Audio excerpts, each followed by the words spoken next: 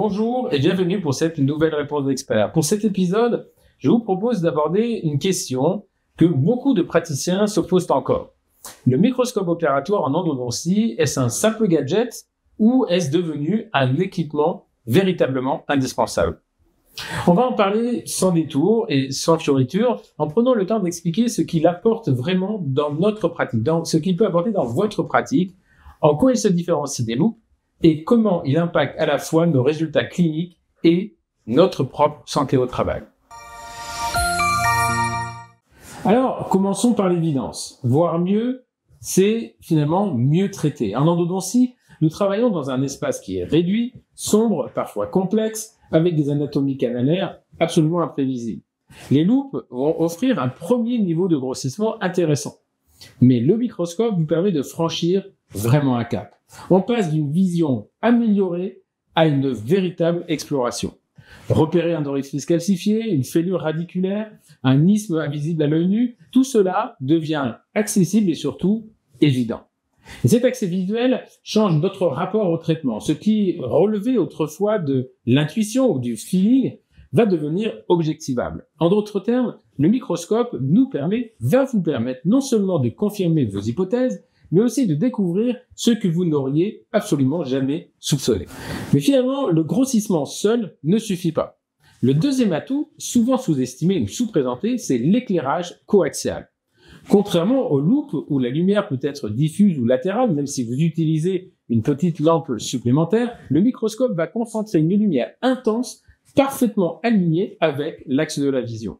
Résultat, les zones profondes, même au niveau apical de la chambre pulpaire, par exemple, vont être éclairées avec une précision chirurgicale. Cela va réduire drastiquement les zones d'ombre et cela vous permet de travailler dans des conditions de confort visuel inégalable. Alors, quel est l'avantage par rapport aux loupes?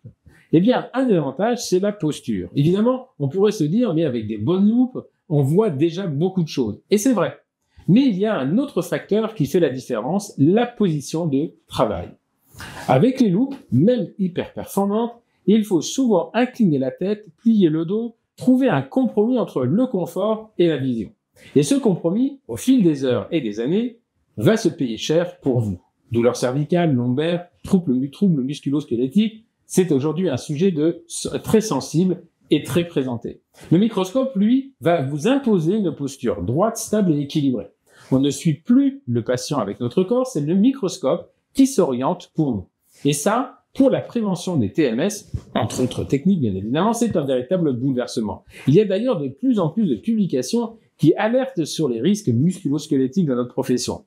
Le microscope est probablement l'un des outils les plus efficaces pour limiter cette usure silencieuse. Alors, est-ce un gadget indispensable? Et finalement, est-ce que c'est un gadget?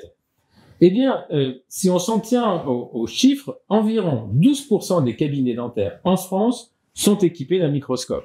C'est beaucoup et finalement encore assez peu. Cela pourrait faire penser que c'est un luxe réservé à quelques passionnés. Mais quand on regarde du côté de la littérature scientifique et de l'expérience clinique, la conclusion est claire.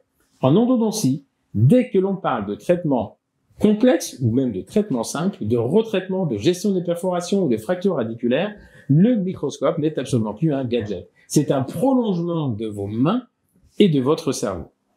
Il ne s'agit pas uniquement de faire plus joli ou de faire de belles photos ou de voir plus net. Il s'agit d'augmenter vos chances de succès à long terme, de réduire les erreurs et d'améliorer les diagnostics. Alors, que dire en conclusion pour répondre à cette question? Eh bien, pour y répondre, non, le microscope opératoire n'est absolument pas un gadget. C'est un outil qui transforme notre pratique, qui améliore les résultats et qui préserve finalement notre santé. Bien sûr, cela demande un investissement financier et une courbe d'apprentissage. Sur le plan financier, c'est un coût entre 300 et 400 euros par mois, 500 euros pour les plus sophistiqués. Mais l'expérience montre que ceux qui franchissent le pas ne reviennent jamais en arrière. Depuis 5 ans maintenant que nous avons créé la formation microscope opératoire en omnipratique, nous avons suffisamment de recul pour dire que si vous vous formez seul après votre achat, il vous faut en général 6 à 7 mois pour être très à l'aise. En suivant notre formation de 48 heures, il faut moins d'1 mois pour être totalement à l'aise avec votre microscope, au point de ne plus vouloir travailler seul. Sans.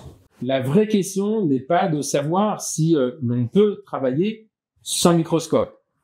La réponse à cette question, c'est que oui, c'est possible. Mais pourquoi se priver d'un outil qui rend nos soins plus précis, nos patients mieux soignés et notre quotidien professionnel plus confortable et moins fatigant? Voilà, j'espère vous avoir apporté un certain nombre d'éléments à votre discussion et je vous donne rendez-vous dans un mois pour notre prochaine réponse d'expert. À très bientôt.